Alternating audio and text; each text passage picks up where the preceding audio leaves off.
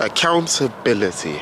I think that's the word of the day, word of the evening, word of the year. Accountability. Holding yourself accountable is a bit cliche, but I feel like it's a thing that a lot of people can't do, or a lot of people avoid or don't want to do or don't think about. But I feel like in life, everybody should hold themselves accountable, because at the end of the day, it's you, if that makes sense. It's just you. Like in relationships, in life, in your job, you have to sit down and do what I call reflection time. So if you're in a relationship and it's gone stale, or the same patterns keep emerging, like you're always getting dumped, or you're always getting cheated on, or you're always arguing, or the passion's not there, and you find yourself, this happens constantly, you can always blame the other person. You can always say, oh, this person cheated on me, but then at some point you have to say to yourself, cool, what is happening here? Like, I'll give you an example. When I was in my teenage years, in my early 20s, whenever I was in the workplace, I would always get in trouble. I'm always getting called in the office. Oh, can Jerome come to the office, please? Or I'd always find myself getting into arguments with people in the workplace. And it's like, cool, there's dicks in the workplace, there's snitches in the workplace. That shit always happens. It's like, it doesn't matter. You're always going to find that. But then at the same time, it's like, what? There's a pattern here. There's a common denominator, which is you. So it's like, what are you doing that's always getting you called in the office all the time? You gotta think to yourself, cool, yes, like other things keep happening, like people are gonna draw you out, but it's you. Like, why do you keep reacting? And you actually have to think to it. And I deeped it, especially me growing up now.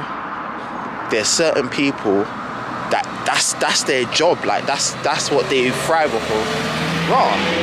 This guy comes into work, does bare overtime. He's younger than us, these old guys, and he seems to be having a good time, and he's always happy.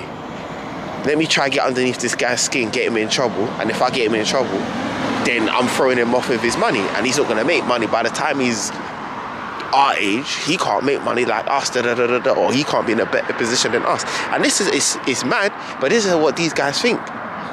These guys, like the guys in the office, in the workplace, you'll find are jealous of you, and what they'll try and do is throw you off. And I clocked it, because in every single workplace you find the same people. You find the snitches, you find guys that just hate on you for no reason, and there's nothing you can do. You can't fight it. And I realized that you can't just keep getting drawn out and getting mad and try and fight everybody. But you're not Goku, you're not a Super Saiyan, you're not a superhero. Like, dicks are gonna pop up everywhere. There's nothing you can do. The only thing you can do is just control what you do. So if you control that you don't get mad and you just ignore it, then you're fine. And it's how you carry yourself at work. That's it. But you have to reflect and realize, cool, there's stuff that I can control, and whatever you can control will determine a different. Woo. Damn, oh, that stinks. Would determine a different outcome, if that makes sense. Wow, that stinks, man. No, sorry. It smells like someone did a doo-doo, fam. Oh. No, that's horrible. Yeah, so,